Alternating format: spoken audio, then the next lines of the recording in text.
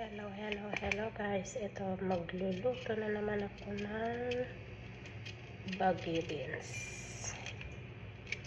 Ayan.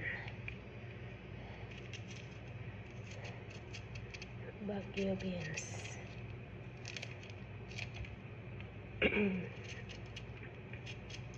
Ito na naman ang lutuin kong ulam. Ulam ng mga amo.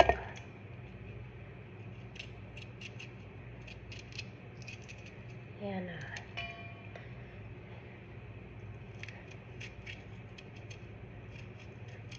Ito guys, magluto ng Baguio beans na naman si Lola para sa dinner. Tawag nila sa Arabic ito ay pasulya yata. Pasulya. Ayan o, hinati-hati ko siya. Ayan na. Baguio beans.